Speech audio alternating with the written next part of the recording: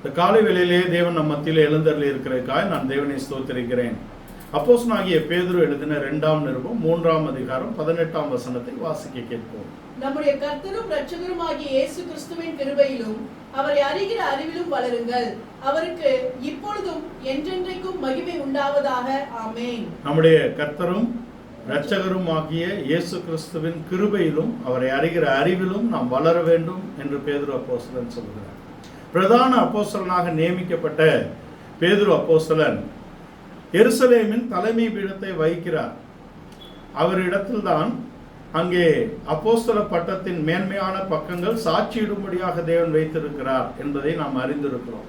அவர்தான் எருசலேமிலே எழும்பி எல்லோருக்கும் மத்தியிலே நீங்கள் கொன்ற இயேசுவை அவர் ஆண்டவரும் கர்த்தரும் ஆக்கினார் என்ற சாட்சியை யூதர்களுக்கு முன்பாக பகிரக்கூடிய ஒரு மேன்மையான ஒரு ஆசீர்வாதமான ஒரு பதவி அவருக்கு கொடுக்கப்பட்டது. அவரோடு இருந்த அப்போஸ்தலர்களிலே அவரை குறித்து தேவன் மேன்மையான திட்டங்களை வைத்திருந்தார். உன்னை சாத்தான் சோதிக்கும்படியாக புடைக்கும்படியாக இருக்கிறான், நான் உனக்காக வேண்டிக் கொள்கிறேன் என்று அவர் முன்னதாகவே அவனுக்கு சொன்னார். அவனுடைய ஜீவியத்தின் பகுதிகளை அவனுக்கு விவரித்து சொல்லக்கூடிய இடத்திலே கர்த்தர் அவன் மேல் மேன்மையான திட்டங்களை வைத்திருந்தார். அப்படிப்பட்ட மேன்மையான அப்போஸ்தலனுடைய அங்க நிருபத்தின் கடைசி வாக்கியம் எப்படி இருக்கிறது என்றால், நம்முடைய கர்த்தரும் இரட்சகரும் ஆகிய இயேசு கிறிஸ்துவின் கிருபையிலும் அவரை அறிகிற அறிவிலும் நாம் வளர வேண்டும், அவருக்கு என்றென்றைக்கும் மகிமை உண்டாக வேண்டும் என்று அவர் சொல்லுகிறார். நாம் தொடர்ச்சியாக அங்கே குமாரத்துவத்திலே நாம் எப்படி வளர வேண்டும் என்பதை நாம் தொடர்ச்சியாக படித்துக் கொண்டு வருகிறோம். குமாரத்துவத்தின் வளர்ச்சி என்பது ஒரு விதையாக இருக்கிறது என்று நாம் கடந்த நாட்களில் பார்த்தோம். இயேசு கிறிஸ்து அது அவருடைய வார்த்தையாக அவர் நம்முடைய இருதயத்திலே ஒரு விதையாக விழுந்திருக்கிறார். அந்த விதையானது அது முளைத்து கனி கொடுக்கக்கூடிய இடத்திலே நாம் அவரில் நிலைத்திருக்க வேண்டும் என்பதாக இருக்கிறது. அந்த விதை விளைவதற்கு அங்கே பனியும் மழையும் பெய்கிறது என்று நாம் அறிந்திருக்கிறோம். அங்கே ஆதியாகமம் 2ஆம் அதிகாரத்தும் 5ஆம் வசனத்திலே இன்னும் பனியும் மழையும் பெய்யவில்லை, இன்னும் மழையும் பெய்யவில்லை, பண்படுத்த மனிதனும் இல்லை என்ற இடத்திலே தோட்டத்தை குறித்து சொல்லப்பட்டிருக்கிறது. ஆனால் நம்முடைய ஜீவியத்தின் எல்லா பகுதியிலும் நாம் வளரும்படியான ஒரு வாக்குத்தத்தத்தையும் அதுக்கு ஏற்ற வசனங்களையும் உபதேசங்களையும் அபிஷேகத்தையும் தேவன் தந்து கொண்டே இருக்கிறார் என்பதை நாம் அறிந்து கொள்ள வேண்டும். யோவான் எழுதின சுவிசேஷம் 1ஆம் அதிகாரம் 12 முதல் 14 வசனங்களிலே நாம் பிள்ளைகளாக இருக்கிறோம் என்று நாம் பார்த்தோம். அவரை விசுவாசிக்கிறவர்கள் எத்தனை பேர்களோ அத்தனை பேர்களும் அவருக்கு பிள்ளைகளாக இருக்கும்படியான அதிகாரத்தை அவர் தந்திருக்கிறார். பிள்ளைகள் என்பவர்கள் எப்படி இருக்கிறார்கள் என்று நாம் அறிந்திருக்கிறோம். பிள்ளைகளுக்குள்ளே ஒரு பிடிவாதம் இருக்கிறது, பிள்ளைகளுக்குள்ளே ஒரு சுயநலம் இருக்கிறது, பிள்ளைகளுக்குள்ளே ஒரு அடம் இருக்கிறது, அடம் பிடிக்கக்கூடிய ஒரு தன்மை இருக்கிறது என்பதை நாம் அறிந்திருக்கிறோம். பிள்ளைகள் ஒரு நாளும் வளரக்கூடிய இடத்தில் வர முடியாது என்று அப்போஸ்தலனாகிய பவுல் 1 கொரிந்தியர் 3ஆம் அதிகாரத்தில் அவர்களோடு பேசும்போது, நான் உங்களை கிறிஸ்துவுக்குள் வளர்ந்தவர்கள் என்று எண்ணி பேசாதபடிக்கு, ஆவிக்குரியவர்கள் என்று எண்ணி பேசாதபடிக்கு, நீங்கள் மாம்சத்துக்குரியவர்கள், நீங்கள் கிறிஸ்துவுக்குள் குழந்தைகள் என்று நான் பேசுகிறேன் என்று சொல்லுகிறார். புதிய ஏற்பாட்டிலே 5 விதமான கிரேக்க சொற்கள் அதற்கு உபயோகிக்கப்பட்டிருக்கிறது. இங்கே 1 கொரிந்தியர் 3ஆம் அதிகாரத்தில் நெபோஸ் என்ற வார்த்தை அங்கே உபயோகிக்கப்பட்டிருக்கிறது. அது இன்ஃபன்ட்ஸ், பேப்ஸ், குழந்தைகள் என்ற இடத்தில் தான் இருக்கிறது. இந்த குழந்தைகள் எப்பொழுதும் அழக்கூடிய, அடம் பிடிக்கக்கூடிய ஒரு தன்மை உடையதாக இருக்கிறது என்று நாம் அறிந்திருக்கிறோம். The babes always wean. அவர்கள் அழக்கூடிய இடத்தில் இருக்கிறார்கள். ஆனால் ஒரு வளர்ச்சி நமக்குள்ளே வர வேண்டும். நமக்குள்ளே கிறிஸ்து பிறந்திருக்கிறார் என்றால் அந்த கிறிஸ்து என்ற விதை நமக்குள்ளே வளருகிறது. எப்படி வளர வேண்டும் என்றால் அது படிப்படியான வளர்ச்சியாக இருக்கிறது என்பதை நாம் தெரிந்து கொள்ள வேண்டும். இந்த குழந்தைகள் என்ற இடத்திலிருந்து நாம் அடுத்தது இந்த இன்ஃபன்ட் என்ற இடத்திலிருந்து நாம் சில்ட்ரன்ஸ் என்ற இடத்துக்கு வரணும். இந்த சிறு பிள்ளைகள் என்ற இடத்திலிருந்து நாம் பிள்ளைகள் என்ற வளர்ச்சியை அடைய வேண்டும். பிள்ளைகள் என்ற வளர்ச்சியிலிருந்து நாம் குமாரர் என்ற புத்திரர் என்ற வளர்ச்சிக்கு வர வேண்டும். புத்திரர் என்ற வளர்ச்சியிலிருந்து நாம் குமாரன் என்ற இடத்துக்கு வர வேண்டும். நாம் குமாரன் என்ற இடத்திலிருந்து நாம் முதற் பேரான குமாரன் என்ற இடத்துக்கு வர வேண்டியதாக இருக்கிறது. இந்த குழந்தைகள் எப்படி வளர வேண்டும் என்று பேதுரு சொல்லுகிறார் என்றால், 1 பேதுரு 3ஆம் அதிகாரத்தின் 1, 2, 3 வசனங்களிலே நீங்கள் எதையெல்லாம் நீக்க வேண்டும் என்று சொல்லி 2, 3 வசனங்களிலே நீங்கள் புதிதாய் பிறந்த குழந்தைகளைப் போல திருவசனமாகிய ஞானப்பாலின் மேல் வாஞ்சையாக இருந்து நீங்கள் வளர வேண்டும் என்று சொல்லுகிறார். 2 பேதுரு 2ஆம் அதிகாரம், 2 பேதுரு 3ஆம் அதிகாரத்தின் முதல் 3 வசனங்கள் வாசிங்க. பிரியமானவர்களே, இந்த 2ஆம் நிருபத்தை இப்பொழுது உங்களுக்கு எழுதுகிறேன். பரிசுத்த தீர்க்கதரிசி இல்ல 1 பேதுரு 2ஆம் அதிகாரம் 1 முதல் 3 வசனங்கள். இப்படி இருக்க கர்த்தர் தயவுள்ளவர் என்பதை நீங்கள் ருசி பார்த்தது உண்டானால் சகல துர்குணத்தையும் சகலவித கபடத்தையும் வஞ்சகங்களையும் பொறாமைகளையும் சகலவித புறங்கூறுதலையும் விட்டுவிட்டு ஒழித்துவிட்டு நீங்கள் வளரும்படி புதிதாய் பிறந்த குழந்தைகளைப் போல திருவசனமாகிய களங்கமில்லாத ஞானப்பாலின் மேல் வாஞ்சியாய் இருங்கள். நீங்கள் வளரும்படி புதிதாய் பிறந்த குழந்தைகளைப் போல திருவசனமாகிய களங்கமில்லாத ஞானப்பாலின் மேல் வாஞ்சையாக இருந்து நீங்கள் வளர வேண்டும் என்றால், இங்கே முன்னே பட்டியலிடப்பட்டவைகள் எல்லாம் குழந்தை என்ற அனுபவத்தில் இருக்கிறோம் என்பதற்கு அச்சடையாளமாக இருக்கிறது. இது எழுத்தின்படியான ஒரு வளர்ச்சியை சொல்லவில்லை. கிறிஸ்தவத்திலே நீங்கள் வாழக்கூடிய வருடங்களின் எண்ணிக்கையை இது சொல்லவில்லை. இது உங்களுடைய அனுபவத்தை குறிப்பதாக இருக்கிறது. கிறிஸ்தவத்திலே நீங்கள் பிறந்தது முதல் கிறிஸ்தவர்களாக இருக்கலாம். பெந்தகோஸ்தே மார்க்கத்திலேயே உங்களுக்கு பிரசவம் பார்த்து அங்கு நீங்க வளர்ந்தவர்களாக இருக்கலாம். முற்பிதாக்கள் உங்களை தோளில் தூக்கி வளர்த்தவர்களாக இருக்கலாம். உங்கள் பிதாக்கள் இந்த மார்க்கம் நிலை பெறுவதற்கு உங்களுடைய எழுத்தின்படியான குடும்பம் கூட அதில் உறுதுணையாக இருந்திருக்கலாம். அதெல்லாம் நம்முடைய வளர்ச்சி என்று எண்ணப்படாது. பெந்தகோஸ்தே மார்க்கத்திலேயே பிறந்து பெந்தகோஸ்தே மார்க்கத்திலேயே மண்ணோடு மண்ணாக இருக்கிறேன் என்பதெல்லாம் இங்கு கணக்காக கொண்டு வரவில்லை. அப்போஸ்தலனாகிய பேதுரு என்ன கொண்டு வருகிறார் என்றால், நீங்கள் ஒழிக்க வேண்டிய மாம்சத்தின் பகுதிகள் இருக்கிறது. இவைகள் உங்களை கிறிஸ்துவுக்குள் குழந்தை என்று அடையாளப்படுத்தக்கூடிய இடத்திலே இருக்கிறது. வீணான வைராக்கியம், அங்கே வஞ்சனைகள், அங்க பட்டியல வாசிங்க முதல்ல இருந்து. துர்குணம் இருக்கிற சகல துர்குணம் எல்லா விதத்தையும் ஒரே கட்டாக கொண்டு வருகிறார். எப்படி அன்பின் சற்குணம் கட்டாக இருக்கிறதோ, இங்க துர்குணம் ஒரே கட்டாக கொண்டு வருகிறார். சகல துர்குணத்தையும் சகலவித கபடம், கபடு பண்ணுகிறவர்கள் இருக்கிறாங்களே கிறிஸ்தவத்துல, கபடாய் நடக்கிறவர்கள், கபடாய் பேசுகிறவர்கள் இருக்கிறார்கள். உள்ளொன்று வைத்து புறமொன்று பேசுதல் என்பது கபடு. உள்ளொன்று நினைத்து புறமொன்று பேசக்கூடியதும், உள்ளொன்று நினைத்து புறமொன்று பழகக்கூடியதும் கபடு என்ற இடத்திலே இருக்கிறது. சகலவித துர்குணத்தையும் சகல கபடத்தையும் வஞ்சகங்களையும் பொறாமைகளையும் வஞ்சகம் வைத்திருக்கிறோம், பொறாமைப்படுகிறோம், சகல புறங்கூறுகிறோம், இதையெல்லாம் ஒழித்து விட வேண்டும். ஒரு பட்டியல் வைக்கிறார். இது குழந்தைகள் ஒழிக்க வேண்டிய பகுதி. இயேசு கிறிஸ்துவை நாம் விசுவாசித்து வந்த இடத்திலே நாம் எல்லோரும் குழந்தைகளாக இருக்கிறோம். இந்த குழந்தைகள் வளருவதற்கு என்ன வேண்டும்? திருவசனமாகிய ஞானப்பாலின் மேல் வாஞ்சையாக இருந்து இந்த சகல துர்குணத்தையும் சகல பொல்லாங்கையும் சகல விதமான கபடத்தையும் பொறாமையையும் இதெல்லாம் ஒழித்து நீங்கள் வளர வேண்டும். குழந்தைகள் என்ற இடத்திலே நாம் எப்படி இருக்கிறோம், எப்படி இந்த ரட்சிப்புக்குள்ளே வருகிறோம் என்று அப்போஸ்தல உபதேசம் நமக்கு வெளிப்படையாக சொல்லுகிறது. நீங்கள் ரோமருக்கு எழுதின நிருபம் 10ஆம் அதிகாரம் 10ஆம் வசனத்திலே நீங்கள் வாசித்தால், நீதி உண்டாக இருதயத்திலே விசுவாசிக்கப்படும், ரட்சிப்புண்டாக வாயினாலே அறிக்கை செய்யப்படும் என்று சொல்லப்பட்டிருக்கிறது. நீதி உண்டாக நாம் இருதயத்திலே விசுவாசித்தோமே, நீங்கள் இயேசு கிறிஸ்துவை உங்களுடைய இரட்சகர் என்றும், அவர் உங்களுடைய பாவங்களுக்காக மரித்தார் என்றும், அவர் என்னுடைய பாவங்களை நீக்கி என்னை நீதிமானாக்கக்கூடிய இடத்துல வெளியேறப்பட்ட தம்முடைய இரத்தத்தினாலே நம்மை அவர் மீட்டு கொண்டார் என்ற நம்பிக்கைக்கு நீங்கள் வரும் பொழுது நீங்கள் நீதிமான்களாக எண்ணப்படுகிறீர்கள். நீதி உண்டாக இருதயத்திலே விசுவாசிக்கிறீர்கள். இந்த விசுவாசம் உங்களுக்குள்ளே நீதியை கொண்டு வருகிறது. அந்த நீதி வந்த பின்பு ரட்சிப்படைவதற்கு நீங்கள் என்ன செய்ய வேண்டும்? வாயினாலே அறிக்கை செய்ய வேண்டும் என்று கொண்டு வருகிறார். நீதி உண்டாக இருதயத்தில் விசுவாசிக்கப்படும், ரட்சிப்புண்டாக வாயினாலே அறிக்கை செய்ய வேண்டும். இதுதான் முதல் படியாகிய ரட்சிப்பு. என்ன? பாவ மன்னிப்பாகிய ரட்சிப்புக்கு நாம் பங்கு பெறுவதற்கு முதலாவது இருதயத்திலே இயேசு கிறிஸ்துவை இரட்சகராக விசுவாசித்து, நீங்க உங்களுடைய பாவங்களுக்காக ரத்தம் சிந்தி வெளியேறப்பெற்ற ரத்தத்தினாலே, பொன் வெள்ளியினால் அல்ல, வெளியேறப்பெற்ற ரத்தத்தினாலே உங்களை மீட்டுக்கொண்டார் என்பதை நீங்கள் விசுவாசித்து, அதை அறிக்கையிடும் போது நீங்கள் முதற்படியாகிய பாவ மன்னிப்பாகிய ரட்சிப்புக்கு வருகிறீர்கள். உங்கள் பாவங்களை நீங்கள் அறிக்கையிட வேண்டும். இதற்கு 7 விதமான அனுபவங்கள் அங்கே சொல்லப்படுகிறது. 5 விதமான அனுபவங்களை நாம் செய்ய வேண்டும். 2 விதமான அனுபவத்தை தேவன் நம்முடைய வாழ்க்கையிலே கொண்டு வருவார். முதலாவது என்ன? முதலாவது, நாம் பாவி என்ற உணர்வு நமக்கு வேண்டும்.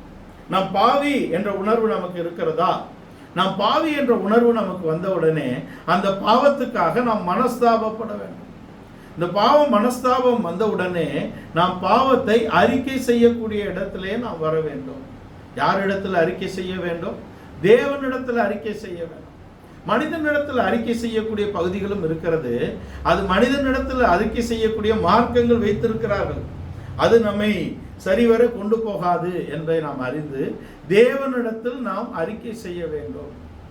நம்ம ஜெபமே எப்படி சொல்லி கொடுத்திருக்கிறாரு?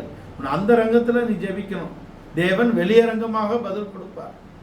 அதை விட்டுட்டு நம்ம ஜெபத்தை பிராட்காஸ்ட் பண்ணிட்டு இருக்க கூடாது இல்லையா? ஒளிபரப்பி அதை ஜெபம் பண்ணக்கூடிய இடத்துல ஒளிபரப்பிகள் மூலம் ஜெபம் செய்து அதை செய்யக்கூடிய இடத்துல நாம் இருக்கக்கூடாது. நாம் நம்முடைய ஜெபம் எப்படி இருக்க வேண்டும்? தேவனிடத்தில் சேரக்கூடிய இடத்துல நம்முடைய பாவங்களை நாம் அறிக்கை செய்ய வேண்டும். அந்த யோவான் 9ஆம் அதிகாரத்தில் அவர் தேவனா, அவர் தேவனால் வந்தவரா, அவர் யாருன்னு தெரியுமா, அவர் பாவி, உன் கண்களை ஓய்வு நாளில் திறந்திருக்கிறாரே என்று அவர்கள் அங்கே நியாயப்பிரமாண மார்க்கத்தார் இயேசுவின் மேல் குற்றம் சாட்டுகிறார்கள். பிறவி குருடனிடத்தில் அவன் ஒன்று சொல்றான், அதெல்லாம் எனக்கு தெரியாதுங்க ஐயா, ஒன்று எனக்கு தெரியும், தேவன் பாவிகளுக்கு செவி கொடுக்கிறது இல்லை. எப்படி? தேவன் பாவிகளுக்கு செவி கொடுக்கிறது இல்லை. ஒரே பாயிண்ட்ல அவன் முடிக்கிறான்.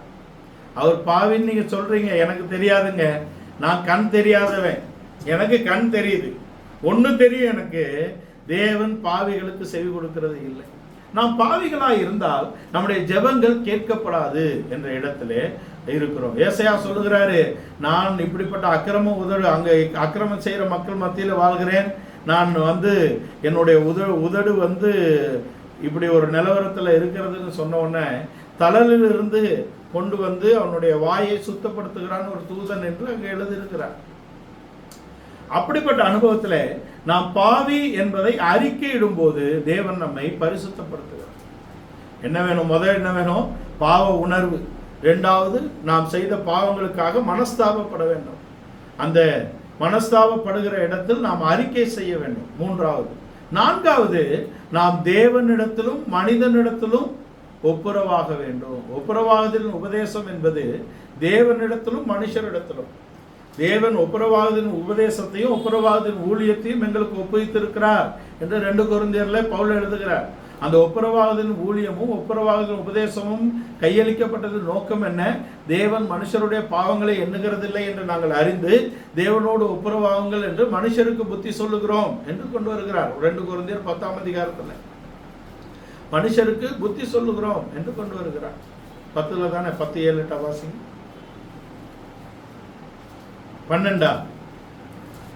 10ஆம் அதிகாரம் 12ஆம் வசனம். 5ஆம் அதிகாரம் 2 கொரிந்தியர் 5ஆம் அதிகாரம் 12ஆம் வசனமா? 17, 18. இப்படி இருக்க ஒருவன் கிறிஸ்துவுக்குள் இருந்தால் 2 கொரிந்தியர் 5ஆம் அதிகாரம் 17, 18 தானே? 2 கொரிந்தியர் 5ஆம் அதிகாரம் 17, 18. இப்படி இருக்க ஒருவன் கிறிஸ்துவுக்குள் இருந்தால் புது சிருஷ்டியாய் இருக்கிறான், பழையவைகள் ஒளிந்து போயின, எல்லாம் புதிதாயின. புது சிருஷ்டி என்ற இடத்திலே வருகிறான். இது ஒப்புரவாகுதலின் ஊழியம். இந்த ஒப்புரவாகுதல் எப்படி வருகிறது? நாம் தேவனோடும் மனிதனோடும் ஒப்புரவாக வேண்டும். தேவனோடு ஒப்புரவாகக்கூடிய அநேக கிறிஸ்தவர்கள் மனிதனோடு ஒப்புரவாகிறது இல்லை.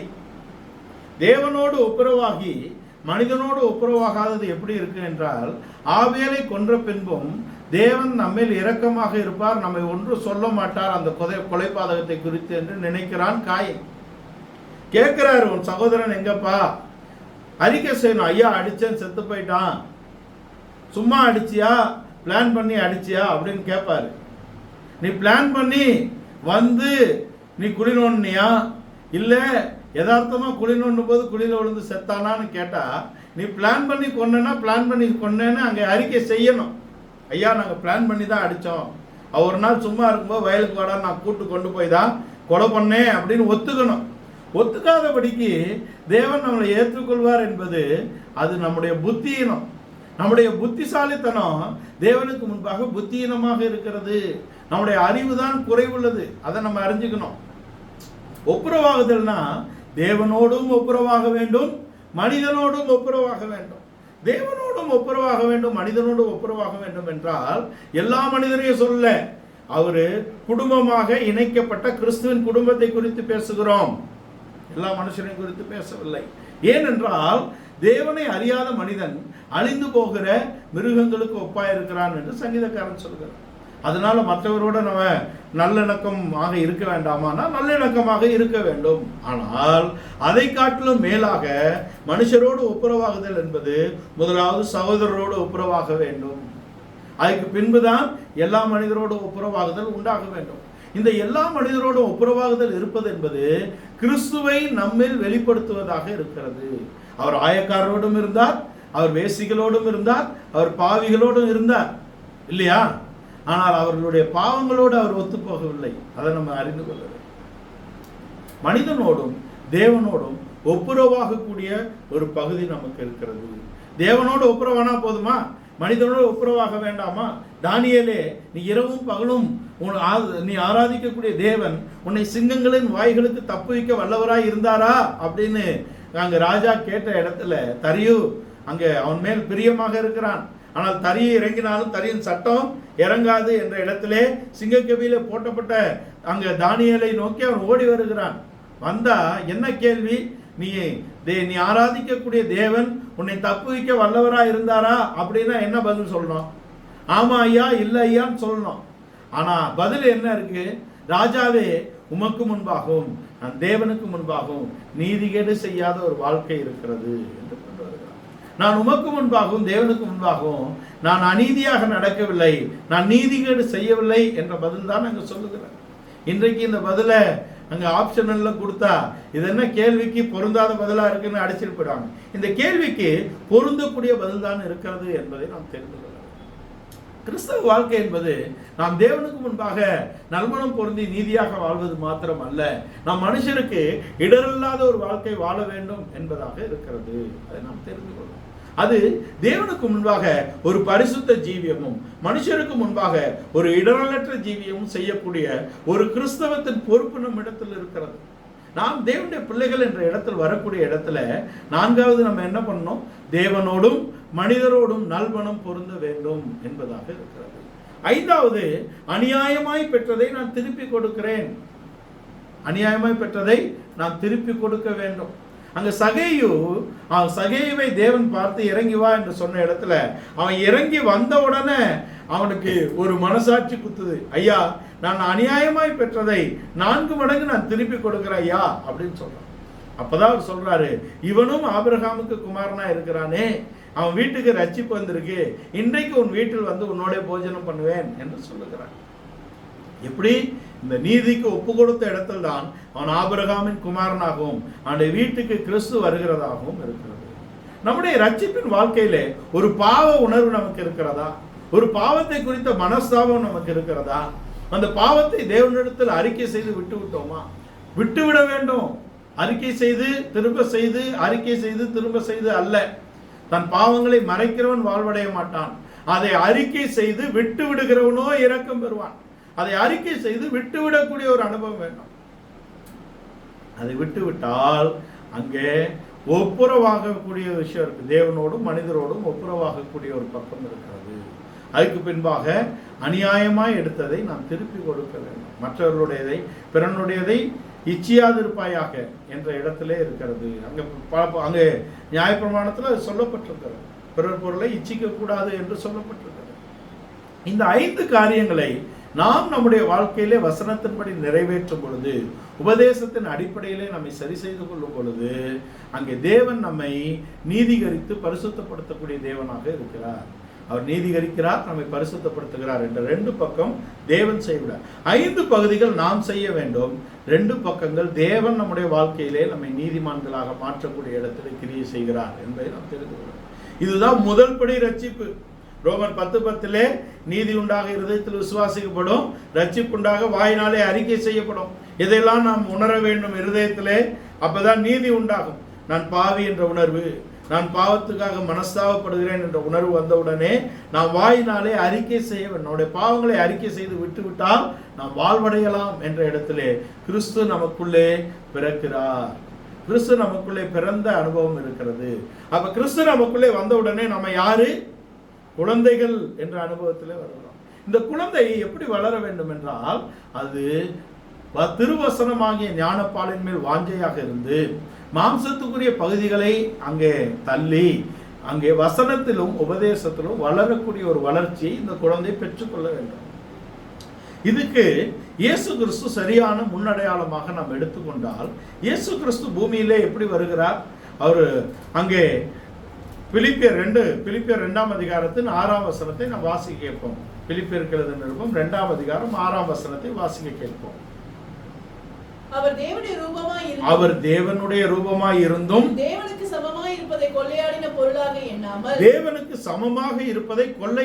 பொருளாக எண்ணாமல் தம்மை தாமே வெறுமையாக்கி முதலாவது அடிமையின் ரூபம், அடுத்தது மனுஷர் சாயல் என்ற இடத்திலே வருகிறார். அடிமையின் ரூபம் என்றால் ஏன் முதலாவது அடிமையின் ரூபத்தை பவுல் அப்போஸ்தலன் எழுதுகிறார் அப்படின்னா, அடிமைக்கு ஒரு சுயாதீனம் என்பது கிடையாது, ஒரு சொந்த சித்தம் என்பது கிடையாது.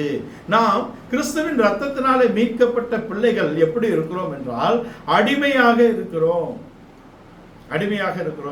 கலாத்திய நிருபக்காரர் சொல்லுகிறார், பிள்ளையானவன் சுதந்திரவாளியாக இருந்தாலும் அவன் வளரும் வரைக்கும் அடிமைக்கும் அவனுக்கும் வித்தியாசமே இல்லை.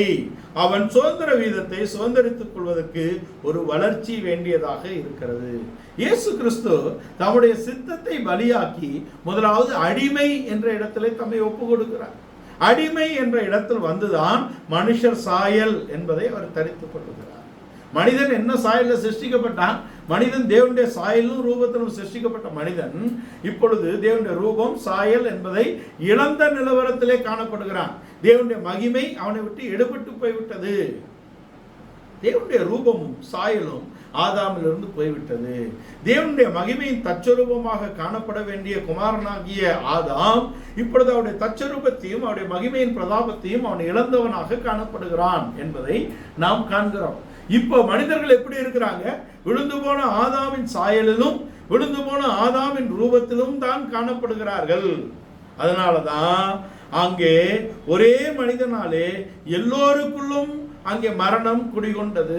மரணம் ஆளுகை செய்கிறது. ஆதாம் முதல் மோசே வரைக்கும் பாவம் செய்யாதவர்களையும் மரணம் ஆளுகை செய்யக்கூடிய இடத்துல இருக்கிறது என்பதை நாம் தெரிந்து கொள்கிறோம். ரோமர் 5:14 அதை வாசிங்க. ரோமர் 5ஆம் அதிகாரம் 14ஆம் வசனம். அப்படி இருந்தும் மரணமானது ஆதாம் முதல் மோசே வரைக்கும் ஆதாமின் மீறுதலுக்கு ஒப்பாய் பாவம் செய்யாதவர்களையும் ஆளுகை செய்கிறது. ஒரு மனிதன் பிறந்து, ஐயா நான் பிறந்தது முதல் ஒரு பாவமும் அறியவில்லை என்று சொன்னாலும் பாவத்தினாலே மரணம் அவனை ஆளுகை செய்யும். ஏனென்றால் ஆதாமின் மீறுதல் ஒவ்வொரு மனிதனுக்குள்ளும் வந்துவிட்டது. அவன் மரண சாயலாக இருக்கிறான். தேவ சாயலாக வரக்கூடிய இடத்தில் தான் ஜீவன் வருகிறது. அப்ப கிறிஸ்து நம்ம பிறந்தால்தான், கிறிஸ்து நமக்குள் வாழ்ந்தால்தான் நமக்குள்ளே ஜீவன் என்ற தன்மைக்கு நாம் வருகிறோம். அது வரைக்கும் பாவம் செய்யாதவர்களையும் மரணம் ஆளுகை செய்கிறது. அப்படின்னா என்ன? தேவனுடைய ரூபம், தேவனுடைய சாயலை அவன் இழந்திருக்கிறான். எபிரேயர் 1ஆம் அதிகாரம் 3ஆம் வசனத்தை வாசிக்கலாம். எபிரேயருக்கு எழுதின நிருபம் 1ஆம் அதிகாரம் 3ஆம் வசனம். 1ஆம் அதிகாரம் 3ஆம் வசனம். இவர் அவருடைய மகிமையின் பிரகாசம். குமாரன் பிதாவின் மகிமையின் பிரகாசமாகவும் அவருடைய தன்மையின் சொரூபமாகவும் சர்வத்தையும் தம்முடைய வல்லமையுள்ள வசனத்தினாலே தாங்குகிறவராய் தம்மாலே தாமே நம்முடைய பாவங்களை நீக்கும் சுத்திகரிப்பை உண்டு பண்ணுகிறவராக இருக்கார். தேவனுடைய ரூபமாகவும் அவருடைய மகிமையின் தச்சரூபம், மகிமையின் பிரகாசம், அவருடைய தன்மையின் சொரூபம். அவருடைய மகிமையின் பிரகாசமாகவும் தேவனுடைய தன்மையின் சொரூபமாகவும் வந்திருக்கிறார். இப்போ ஆதாம் இந்த மகிமையின் பிரகாசத்தை இழந்து விட்டான், அவருடைய தன்மையின் ரூபத்தையும் சாயலையும் இழந்து விட்டான். இதை இயேசு மீட்டுக் கொடுக்கிறார். இயேசு கிறிஸ்துவை ஏற்றுக்கொள்ளுகிறவர்கள் தான் இந்த ஜீவனை அடைந்து கொள்ள முடியும். இந்த ஜீவனை அடையாத யாவரும் இந்த மிருகங்களைப் போல இருக்கிறார்கள் என்று அங்கு சங்கீதம் 49 சங்கீதத்தின் கடைசி வசனத்தில் சொல்லப்பட்டிருக்கிறது. தன் ஆத்துமாவை குறித்து அறிவில்லாதவன் அங்கே அழிந்து போகிற மிருகங்களுக்கு ஒப்பாக இருக்கிறான் என்று சொல்லப்பட்டது. நாம் இயேசு கிறிஸ்துவை இரட்சகராக ஏற்றுக்கொள்ளக்கூடிய இடத்தில் தான் தெய்வீகம் நமக்கு திரும்புகிறது, ஜீவன் நமக்கு திரும்புகிறது. பாவத்தின் சம்பளம் மரணம், தேவனுடைய கிருபை வரமோ அவருடைய குமாரனை பற்ற விசுவாசத்தினால் வரக்கூடிய நித்திய ஜீவனாக இருக்கிறது. அங்கே ரோமருக்கு எழுதின நிருபம் 6ஆம் அதிகாரத்தின் கடைசி வசனத்துல பாவத்தின் சம்பளம் மரணம், இயேசு கிறிஸ்துவை பற்ற விசுவாசத்தினாலே நமக்கு அங்கே ஜீவன், நித்திய ஜீவன் வருகிறது என்று சொல்லுங்க. 6ஆம் அதிகாரத்தின் கடைசி வசனம் 23. பாவத்தின் சம்பளம் மரணம், தேவனுடைய கிருபை வரமோ நம்முடைய கர்த்தராகிய இயேசு கிறிஸ்துவினால் உண்டான நித்திய ஜீவன். தேவனுடைய கிருபை வரம் என்பது என்ன? நம்முடைய இயேசு கிறிஸ்துவினால் வரக்கூடிய நித்திய ஜீவனாக இருக்கிறது. இந்த நித்திய ஜீவன் எப்ப வருகிறது? முதற் படியிலேயே நமக்குள்ள வருகிறது. ஆனால் இந்த ஜீவன் வந்த உடனே அது நித்திய ஜீவனாக நம்முடைய ஜீவன் மாறுகிறது. நம்மகிட்ட இருக்கிறது வெறும் ஜீவன் தான். ஏன்னா ஆதாமுடைய மீறுதலுக்கு பின்பாக நமக்குள்ளே மரணம் ஆளுகை செய்யக்கூடிய இடத்திலே நித்தியமானவனாக மனிதன் அவன் மரணத்தை சந்திக்கக்கூடிய இடத்துல இருக்கிறான். இப்ப ஏன் ஜீவன் இல்லைன்னு நான் சொல்றேன் அப்படின்னா, அவனுக்குள்ள ஜீவன் இருந்தாலும் அவன் கிறிஸ்துவை ஏற்றுக்கொள்ளாவிட்டால் அவன் நித்திய மரணத்துக்கு ஏதுவாக இருக்கிறான். அவன் நித்தியமானவன் தான், ஆனா எங்க போகிறான்? நித்திய நிந்தை, நித்திய மரணம், நித்திய ஆக்கினை என்ற இடத்துக்கு அவன் போகக்கூடியவனாக இருக்கிறான். அங்கே தானியேல் அதை நித்திய நிந்தை என்று சொல்லுகிறார். அது நித்திய ஆக்கினையாக இருக்கிறது. அவன் நியாயம் தீர்க்கப்படக்கூடிய இடத்திலும் மரணத்தை சுதந்திரிக்கக்கூடிய இடத்திலும் இருக்கிறான். அங்கே அவன் விரும்பினாலும் மரணம் அங்கே அவனுக்கு நேரிடுகிறது இல்லை என்ற ஆக்கினை தீர்ப்புக்குள்ளாக மனிதன் போகக்கூடிய இடத்துல இருக்கிறான். ஆனால் கிறிஸ்துவை நாம் இரட்சகராக ஏற்றுக்கொள்ளக்கூடிய இடத்திலே நமக்கு ஜீவன் திரும்புகிறது. அது நித்திய ஜீவனாக வருகிறது. அது பரிபூரண ஜீவனாக, புதிய ஜீவனாக வருகிறது. அது பரிபூரண ஜீவனாக மாற்றப்படுகிறது என்ற வளர்ச்சி இருக்கிறது. எப்படி ஜீவன் நமக்குள்ளே திரும்ப வந்து அது நித்திய ஜீவனாகவும், அது புதிதாக்கப்பட்ட புதிய ஜீவனாகவும், அது பரிபூரணத்தை அடையக்கூடிய இடத்திலே அந்த ஜீவன் பரிபூரணப்பட வந்தேன் என்ற இடத்துல அவருக்குள்ளே வளர்கிறதோ, அதே போல நம்முடைய வாழ்க்கையிலும் விசுவாசத்திலும் நாம் வளரக்கூடிய இடத்திலே இருக்க வேண்டும். பிள்ளைகள் என்ற இடத்திலிருந்து நாம் குழந்தைகள் என்ற இடத்திலிருந்து பிள்ளைகள் என்ற இடத்துக்கு வர வேண்டும். இயேசு கிறிஸ்து இந்த பூமியிலே முதலாவது அடிமை என்ற இடத்துல தன்னுடைய சித்தத்தை அவர் பலியாக்கி வந்திருக்கிறார். எபிரேயர் 10ஆம் அதிகாரத்துல அவர் தன்னுடைய சித்தத்தை நித்தியத்திலேயே அவர் பலியாக்கி விட்டார் என்ற இடத்தில் தான் அவர் திரும்பி வருகிறார். அப்படி வந்த இடத்துல அடுத்தபடியாக என்ன நடக்குது அப்படின்னா, அடுத்து அவர் மனுஷர் ரூபம் என்ற இடத்துல வருகிறார். மனுஷர் சாயல், அடிமையின் ரூபம் மனுஷர் சாயல் என்ற இடத்துல வருகிறார். மனித சாயல் என்ற இடத்துல அவர் குழந்தையாக பிறந்த இடத்துல அவருக்கு எந்த விதமான அந்த தானாக இயங்கக்கூடிய எந்த விதமான பகுதியும் இல்லை.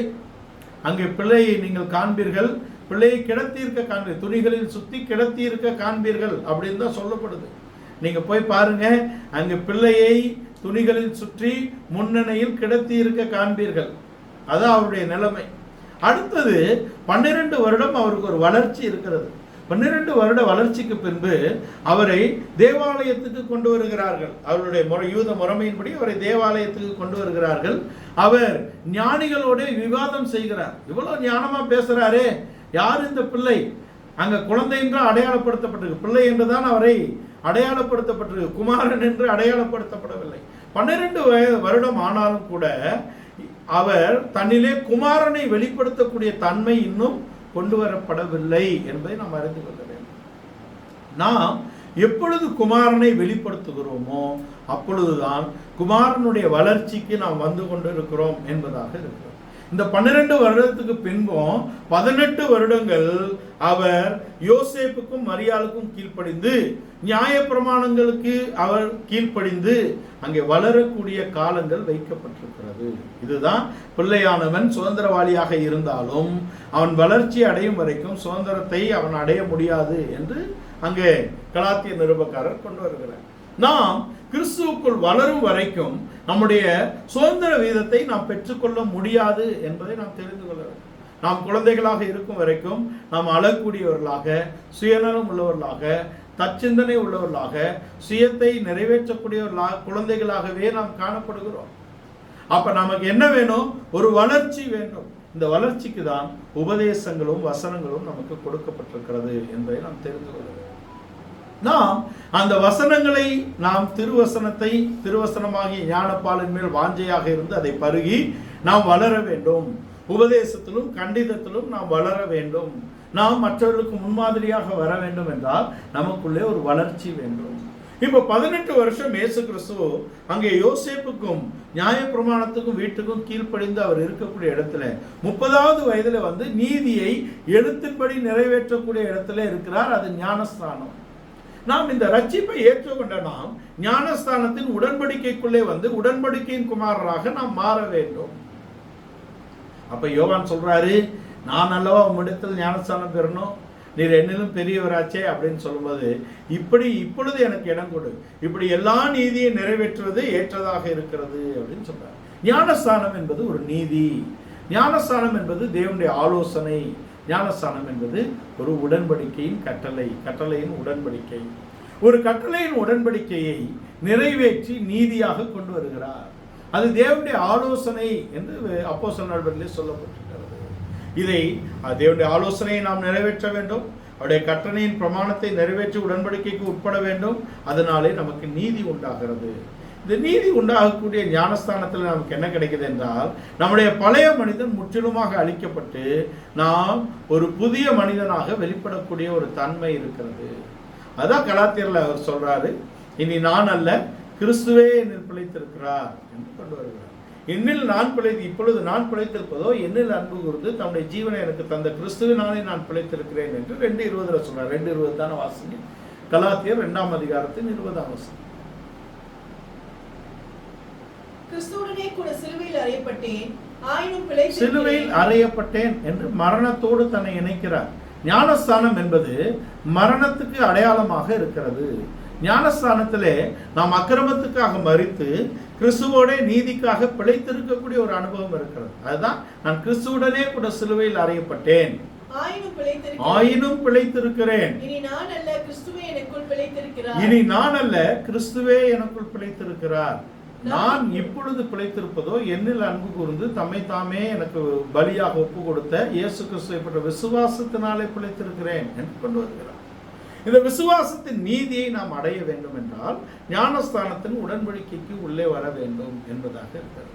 இந்த ஞானஸ்தானத்துக்கு வந்த உடனே பரிசுத்தாவின் அபிஷேகம், எப்படி குமாரன் மேலே எழும்பின உடனே அங்கே பரிசுத்த ஆவியானவர் புறாவை போல அங்கே ரூபம் கொண்டு இறங்குகிறார். வானத்திலிருந்து ஒரு சத்தம் கேட்கிறது, இவர் என்னுடைய நேசகுமாரன், இவரில் நான் பிரியமாக இருக்கிறேன். நான் ஏற்கனவே சொன்னேன், பிள்ளைகள் என்பவர்கள் பெற்றோருக்கு மகிழ்ச்சி. அவர்கள் வளர்ந்து வரும்போது பிரியம்தான் உண்டாகுமே தவிர குமாரன் என்ற மேன்மை பாராட்டுதல் வர முடியாது.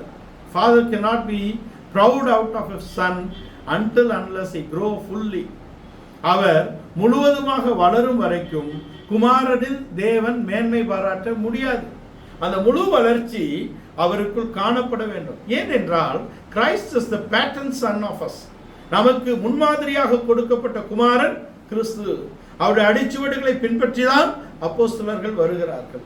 நாம் குழந்தையாக இருக்கும் வரைக்கும் உபாத்தியருக்கு நாம் கீழ்ப்பட்டு இருக்க வேண்டும், பிதாக்களுக்கு நாம் கீழ்ப்பட்டிருக்க வேண்டும், பெற்றோருக்கு நாம் கீழ்ப்பட்டிருக்க வேண்டும். எழுத்தின்படி பெற்றோருக்கும் நாம் கீழ்ப்பட்டிருக்க வேண்டும், ஆவிக்குரிய பெற்றோருக்கும் நாம் கீழ்ப்பட்டிருக்க வேண்டும். அப்ப instruction, who's the son, who's the child? The child and the son should take instructions. பிள்ளைகள், பிள்ளைகளாகட்டும் குமாரராகட்டும், அவர்கள் அங்கே கட்டளைகளை ஏற்கக்கூடியவர்களாக இருக்க வேண்டும். அவர்கள் தான் குமாரராக இருக்க முடியும். அவர்கள் கண்டிதத்துக்கு ஒப்பு கொடுக்கக்கூடியவர்களாக இருக்க வேண்டும். நீங்கள் முழு நீதிமொழிகளை வாசித்தால் all are instructions, not advice, not a counsel. அது ஒரு புத்தி சொல்லுதலோ ஒரு ஆலோசனையோ கிடையாது. புத்தி சொல்லுதலை நீங்க எடுத்துக்கலாம், எடுத்துக்கொள்ளாமல் போகலாம். ஆலோசனையை நீங்க எடுத்துக்கலாம், எடுத்துக்கொள்ளாமல் போகலாம். ஆனா கட்டளையை நீங்கள் கட்டுப்பட்டு தான் ஆக வேண்டும்.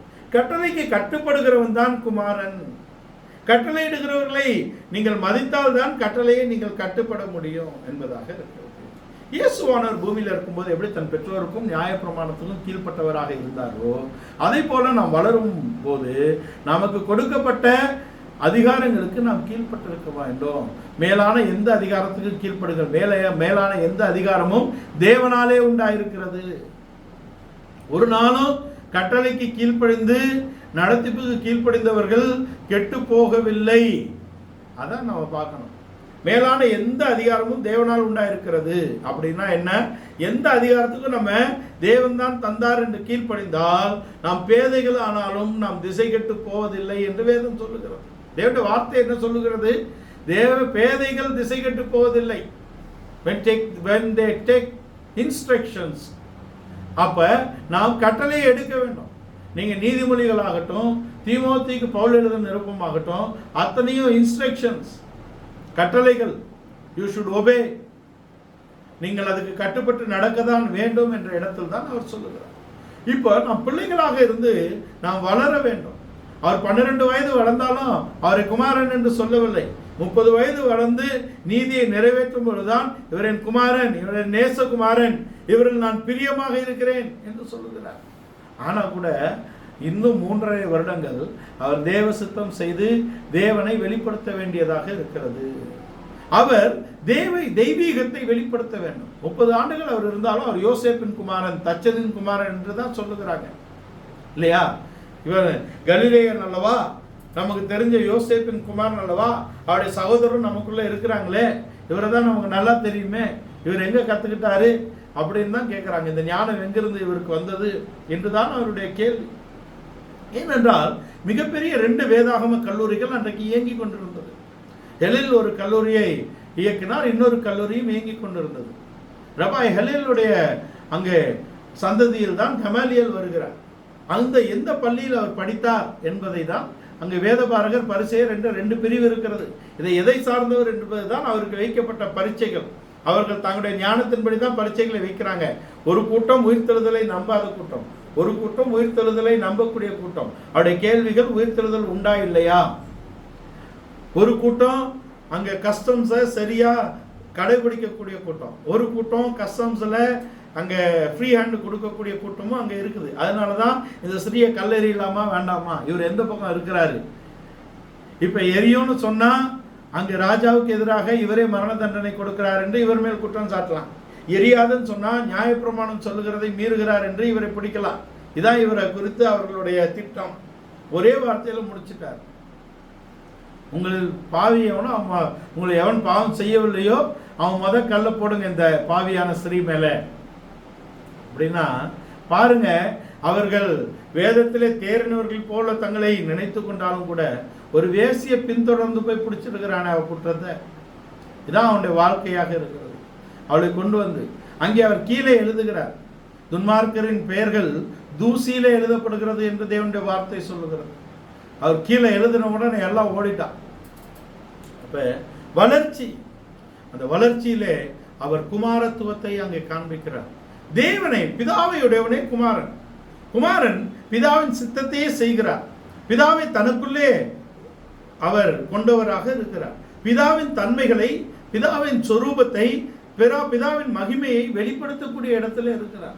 wherever he goes, அவர் எங்கே சென்றாலும் தன்னுடைய குமாரத்துவத்தை வெளிப்படுத்தக்கூடிய இடத்திலே அவர் இருக்கிறார். அவர் குமாரன், அவர் தேவகுமாரன் என்ற இடத்திலே அந்த ஜீவன் அங்கே பரிபூர்ணமாக இருக்கிறது. நாம் பார்த்தது போலவே அங்கே ஆதாம் தேவனுடைய குமாரன், ஏனோ சேத்தின் குமாரன், சேத் ஆதாமின் குமாரன், ஆதாம் தேவனுடைய குமாரன்.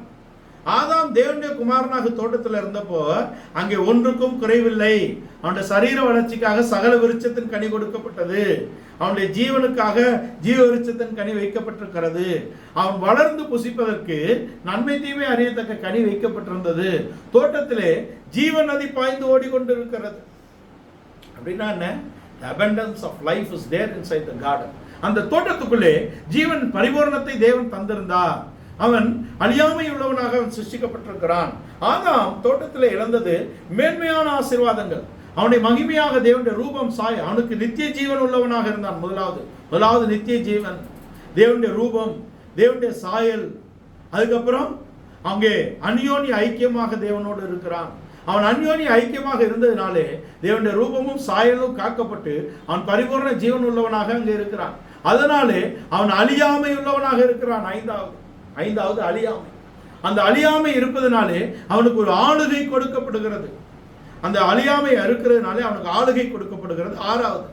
7வது, அவன் ஆளுவது எல்லாம் அவனுக்கு சுதந்திரமாக கொடுக்கப்பட்டது. 7 விதமான மேன்மையான ஆசீர்வாதத்தை அவன் உடையவனாக இருந்தான். அப்ப எப்ப ஆளுகை கிடைக்கும், நீர் எப்பொழுது எங்களுக்கு ஆளுகையை தருவீர் அப்படின்னு சீஷர்கள் கேட்டாலும் அவரு கம்முன்னு இருக்காரு. ஏன் தெரியுமா? when the dominion will be given, when dominion will given அப்படின்னா எப்பொழுது ஆளுகை கொடுக்கப்படும் என்றால், எப்பொழுது தேவ சாயல் தேவ ரூபம் அடைகிறோமோ அப்பொழுதுதான் நமக்கு ஆளுகை கொடுக்கப்படும். The dominion is only given to the measure and session of godliness. தெய்வீகத்தின் வளர்ச்சியில் தான் நீங்கள் அந்த ஆளுகையை அடைந்து கொள்ள முடியும். தேவனுடைய ரூபம் தேவனுடைய சாயலை நீங்கள் முழுமையாக அடைந்து கொள்ளும் போதுதான் ஆளுகை உங்களுக்கு கொடுக்கப்படும் என்பதற்கு இயேசு கிறிஸ்து முன்னுதாரணமாக இருக்கிறார். இப்ப 3 வருஷமும் அவர் நடந்து ஊழியம் செய்து நன்மை செய்கிறவராக சுற்றித் திரிந்தார். தெய்வீகத்தை வெளிப்படுத்தினார். நன்மை செய்கிறவராக சுற்றித் திரிந்தார். தேவன் தன்னுடைய பிதா என்று அவர் அட்ரஸ் பண்றாரு. எப்பொழுதும் தேவ சமூகத்தை சுமந்து திரிகிறவராக இருக்கிறார். யோவான் 17 என்ன ஜெபிக்கிறார்? நீரும் நானும் எப்பொழுது ஒன்றாக இருக்கிறது போல இவர்களும் என்னோட ஒன்றாக இருக்கணும், நம்மோடு ஒன்றாக இருக்கும்படியாக நான் வேண்டுதல் செய்கிறேன். அப்படின்னா என்ன? எப்பொழுதும் தெய்வீக சமூகத்தை சுமந்தவராக இருக்கிறார் என்பது குமாரன் நமக்கு முன்வைத்து போன மாதிரியாக இருக்கிறது. Is a patterned son. அவர் நமக்கு வைக்கப்பட்ட மாதிரியின் குமாரனாக நடந்து காண்பித்தார். நம்மை போலவே எல்லாவற்றிலும் சோதிக்கப்பட்டு பாவமில்லாதவர் என்று அவரை குறித்து எழுதப்பட்டிருக்கிறது. பொந்து பிலாத்துவுக்கு முன்பாக அவர் சாட்சியாக நிற்கும் பொழுதும் அவர் பயமுறுத்தவில்லை. அப்படின்னா என்ன? தெய்வீகத்தை வெளிப்படுத்தினார். அவருடைய சாந்தம் அங்கே அதிகாரிகளை ஆச்சரியப்பட வைத்தது. அவருடைய மரணம் 100க்கு அதிபதி ஆச்சரியப்பட்டு அங்கே அதிகாரி சொல்லுகிறான், மெய்யாகவே அவர் தேவனுடைய குமாரன் என்று சாட்சி கொடுக்கிறான். ஆனா இன்னும் அங்க முழுவதுமான சாட்சி வெளிப்படவில்லை. அங்க லூக்கா 9ஆம் அதிகாரத்துல இப்ப இவர் இருக்கிறார். இங்க லூக்காக்கு முன்ன பார்ப்போம். இவர் 3 வருடமும் wherever he goes he takes the presence of God and abundance is there. எங்க அவர் சென்றாலும் தேவனுடைய சமூகம் அவரை எப்பொழுதும் அவரோடு இருக்கிறது என்பதை வெளிப்படுத்துகிறார். அங்கே பரிபூர்ணமான ஆசீர்வாதங்களை கொடுக்கிறார். குருடர் காண்கிறார்கள், செவிடர் கேட்கிறார்கள், குஷ்டரோகிகள் குணமாகிறார்கள், மரித்தோரும் உயிரோடு எழுப்பப்படுகிறார்கள். எல்லாவற்றுக்கும் அவர் பரிபூர்ணமாக கொடுக்கிறார். அப்பமும் பரிபூர்ணமாக கொடுக்கிறார். எழுத்தின்படியும் நீங்கள் அப்பத்துக்காக அல்லவா என் பின்னே சுற்றுகிறீர்கள் என்று சொல்லுகிறார். இது எல்லாம் நடந்தாலும் இன்னும் அவர் குமாரன் என்று சொல்லப்படவில்லை. ஆனா லூக்கா 9ஆம் அதிகாரத்துல அங்க என்ன சொல்றாருன்னா, இவர் என்னுடைய நேசகுமாரன். 3 பேரை கூட்டிட்டு போய் ஜெபம் பண்றதுக்கு மறுரூப மலைக்கு போகிறாரு. அங்க மோசே எலியாவும் வராங்க. அவர் பேசிட்டு இருக்கிற இடத்துல ஒரு மேகம் இறங்கி, இவர் என்னுடைய நேசகுமாரன், இவருக்கு நீங்கள் செவி கொடுங்கள் அப்படின்னு சொல்லி 35 லூக்கா 9ஆம் அதிகாரம் 35வது வசனம். அப்பொழுது இவர் என்னுடைய நேசகுமாரன், இவருக்கு செவி கொடுங்கள் என்று மேகத்திலிருந்து ஒரு சத்தம் உண்டாயிற்று. மறுரூபம் என்ற இடத்துக்கு அவர் வருகிறார்னா is ready for the sacrifice. அவர் தன்னை பலியாக்குவதற்கு பரிபூர்ணமாக தன்னை ஆயத்தப்படுத்தக்கூடிய பகுதியாக இருக்கிறார்.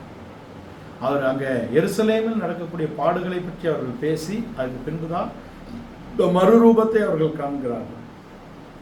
இங்கே அவங்களுக்கு கொடுக்கப்பட்டதை அவர்கள் யாருக்கும் சொல்லவில்லை. 36 வாசி. அந்த சத்தம் உண்டாகையில் இயேசு ஒருவரை காணப்பட்டார். தாங்கள் கண்டவைகளில் ஒன்றையும் அவர் அந்நாட்களில் ஒருவருக்கும் சொல்லாமல் அடக்கி வைத்திருந்தார்கள். ஏனென்றால் இன்னும் குமாரனாக அவர் பரிபூர்ணமாக ரூபிக்கப்படவில்லை. எப்ப அவர் ரூபிக்கப்படுகிறார்?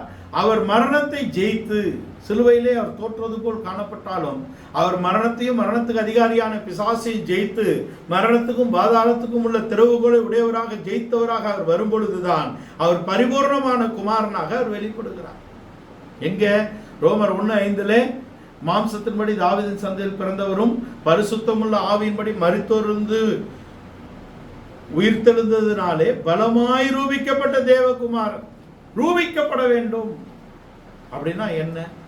அப்படின்னா நம்மில் குமாரன் வெளிப்பட வேண்டும். அதுதான் நம்ம கடந்த நாட்கள்ல பார்த்தோம். ஒரு இரவிலே, ஒரு இருளிலே, நம்முடைய சோதனையிலே குமாரன் வெளிப்பட வேண்டும். ஒரு மலையிலே, ஒரு புயலிலே, ஒரு மோதி அடிக்கக்கூடிய அலையின் அந்த தண்ணீரிலே நம்மளே குமாரன் வெளிப்பட வேண்டும். ஒரு அக்கினி சோதனையிலே குமாரன் நம்மளே வெளிப்பட வேண்டும். The manifestation of the Son in our life.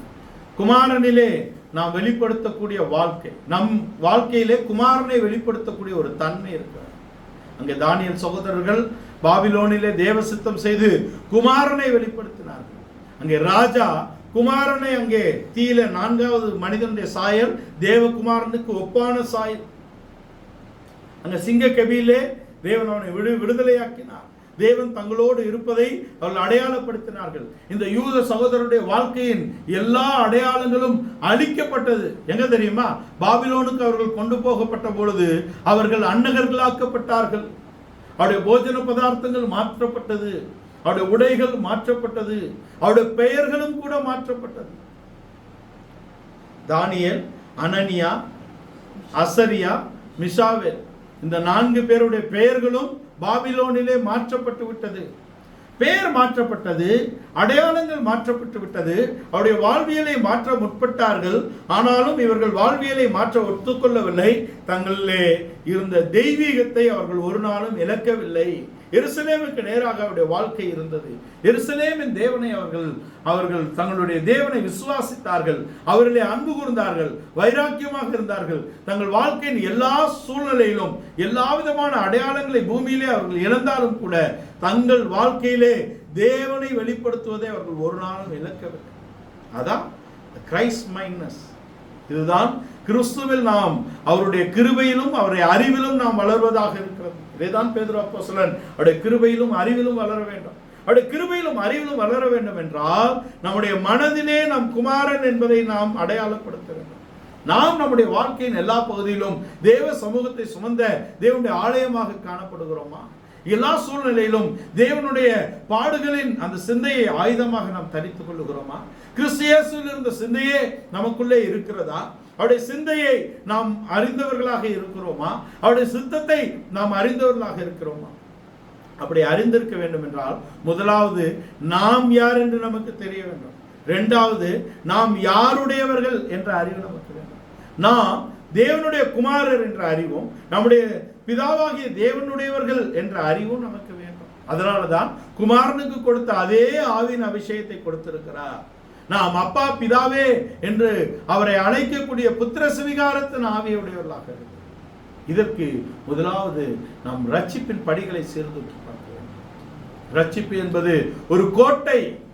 SI 26 அந்த கோட்டையை நாம் அங்கே செப்பனிட வேண்டும். கோட்டையின் சுவர்களை நாம் செப்பனிட வேண்டும். நம்முடைய ரட்சிப்பு என்பது ஒவ்வொரு நாளும் அது வளரக்கூடிய இடத்திலும் அந்த ரட்சிப்பு நிறைவேற நாம் பிரயாசப்பட வேண்டும் என்று கொண்டு வருகிறார் பேதுரு அப்போஸ்தலன். நம்ம ரட்சிப்பு நிறைவேற நாம் பிரயாசப்பட வேண்டும் என்றால் நாம் ரட்சிப்பை நாம் சீர்தூக்கி பார்க்க வேண்டும்.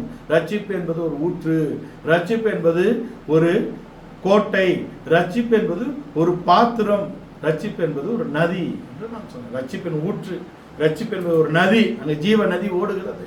அங்கே ரட்சிப்பு என்பது ஒரு கோட்டை. ரட்சிப்பின் பாத்திரத்தை எடுத்துக்கொண்டு நாம் சாட்சியாக நிற்க வேண்டும். இந்த காலை வேளையிலே இந்த வசனங்களுக்கு நாம் முற்றிலுமாக பேதுரு அப்போஸ்தலன் சொன்னது போல நம்முடைய கர்த்தரும் இரட்சகருமாகிய இயேசு கிறிஸ்துவை பற்றும் அறிவிலும் விசுவாசத்திலும் கிருபையிலும் நாம் இன்னும் அதிகமாக வளர வேண்டும். அதற்கு நாம் யார் என்ற அறிவை நாம் பெற்றுக்கொள்ள வேண்டும். நம்முடைய தேவன் யார் என்ற அறிவை நாம் பெற்றுக்கொள்ள வேண்டும். எப்படி விலையேறப்பட்ட ரத்தத்தினால் நம்மை மீட்டெடுத்தார் என்பதை நாம் அறிய வேண்டும். நம்முடைய இருதயத்தில் விசுவாசித்து நாம் பாவி என்ற உணர்வு நமக்கு இருக்க வேண்டும். பாவத்தை குறித்த ஒரு மனஸ்தாபம் நமக்கு இருக்க வேண்டும். பாவத்தை நாம் தேவனிடத்தில் அறிக்கை செய்யக்கூடிய ஒரு தைரியம் நமக்கு வர வேண்டும். அங்கே தேவனோடு மனுஷரோடு நாம் ஒப்புரவாக வேண்டும். ஒப்புரவாகிறது மாத்திரம் அல்ல, நாம் அநியாயமாக எடுத்து திருப்பி கொடுக்கிறோம். தேவன் நம்மை நீதிகரித்து பரிசுத்தப்படுத்துவார் என்ற ரட்சிப்பின் படிகளை நம்முடைய ஜீவியத்திலே நாம் சீர்தூக்கி பார்க்க வேண்டும். ஞானஸ்தானத்தின் உடன்படிக்கைக்கு நாம் வர வேண்டும். அந்த கட்டளைக்கு நாம் கீழ்ப்படிய வேண்டும். அந்த நீதியை நாம் நிறைவேற்ற வேண்டும். அந்த தேவனுடைய ஆலோசனைக்கு நாம் ஒப்பு கொடுக்க வேண்டும். நம்முடைய ஜீவியத்தில் பிள்ளைகள் என்ற இடத்திலிருந்து குமாரர் என்ற வளர்ச்சிக்கு நாம் வர வேண்டும். இன்னும் பிள்ளைகளாக நாம் இருக்க வேண்டாம். பேதுரு அப்போஸ்தலன் சொன்னது போல அந்த மாம்சத்தின் காரியங்களை நாம் முற்றிலுமாக ஒழித்து திருவசனமாகிய ஞானப்பாலின் மேல் வாஞ்சையாக இருந்து இன்னும் வளர வேண்டும். இந்த காலவேளையில் இந்த வசனங்களுக்கு முற்றிலுமாக ஒப்புக்கொடுப்போம். நம்முடைய வாழ்க்கையின் ஜீவியத்திலே, கிறிஸ்தவத்தின் ஜீவியத்திலே ஒரு வளர்ச்சியை நாம் தடை செய்ய வேண்டாம். தேவன் எதற்காக நம்மை சிருஷ்டித்தாரோ, ரட்சித்தாரோ, அபிஷேகித்தாரோ, இந்நாள் வரைக்கும் நடத்துகிறாரோ, அதுக்கு நம்மை முற்றிலுமாக ஒப்புக் கொடுப்போம். அவருடைய வசனத்துக்கும் அவருடைய உபதேசங்களுக்கும் ஒப்புக் கொடுப்போம். கிறிஸ்துவாகிய விதை உங்களில் வளர்ந்து அது இன்னும் கனி கொடுக்கும்படியாக அவருடைய வசனமாகிய பனி நம்மில் பெய்யட்டும், அவருடைய உபதேசமாகிய மழை நம்மில் பெய்யட்டும். இந்த காலை வேளையிலே நாம் அவைகளுக்கு ஒப்புக் கொடுப்போம். அன்பின் பரலோக பிதாவே, உம்மை துதிக்கிறோம், சோதரிக்கிறோம். கர்த்தர் நல்லவர், வல்லவர், பெரியவர், கிருபை, இரக்கம், தயவுள்ள தேவனாக இருக்கிற காய்ச்சல். இந்த காலை வேளையிலே நாங்கள் கேட்டபடி எங்கள் ஜீவியத்திலே எங்கள் ரட்சிப்பை நாங்கள் சீர்தூக்கி பார்க்கும்படியாக இந்த பாவ மன்னிப்பாகிய ரட்சிப்பு என்ற இடத்திலே இந்த 7 படிகளையும் நாங்கள் சீர்தூக்கி பார்த்து இந்த 5 காரியங்களை நாங்கள் செய்து நீர் எங்களை நீதிகரித்து பரிசுத்தப்படுத்தபடியாக இந்த காலை வேளையிலே ஒப்புக் கொடுக்கிறோம். அதுக்கு உம்முடைய வசனங்கள் மேல் வாஞ்சியாக இருந்து இந்த உபதேசங்களை நாங்கள் கேட்டு அப்போஸ்தலருடைய உபதேசத்திலே நாங்கள் வளரத்தக்கதாக இந்த காலை வேளையிலே ஒப்புக் கொடுக்கிறோம். கேட்கக்கூடிய எங்கள் ஒவ்வொருடைய ஜீவியத்திலும் கிரியை நடத்தி நீர் எங்களிலே ஆண்டவரே இருக்கிறதை நாங்கள் உணர்ந்தவர்களாக, நாங்கள் தேவனுடைய குமாரர் என்பதை உணர்ந்தவர்களாக, கிறிஸ்து இயேசுவை நம்முடைய கர்த்தராகிய இயேசு கிறிஸ்துவை பற்றும் அறிவிலும் விசுவாசத்திலும் இன்னும் நாங்கள் வளரும்படியாக அதுக்கு ஏற்ற கிருபை நீர் தந்திருக்கிறதுக்காக என்னுடைய ஜீவியமுடைய மகிமைக்காக நாங்கள் வாழத்தக்கதாக எங்கள் ஒவ்வொருவருக்கும் கிருபை தருவீராக. பாதுகாத்து வழி நடத்தும். சகல பரிசுத்த ஆராதனை பொறுப்படுத்த ஜெயமெடுத்து போல அடியார் மத்தியில் எழுந்தருளி நீர் பெரிய காரியங்கள் செய்ததற்காக துதிக்கிறோம். பாதுகாத்து வழி நடத்தும்.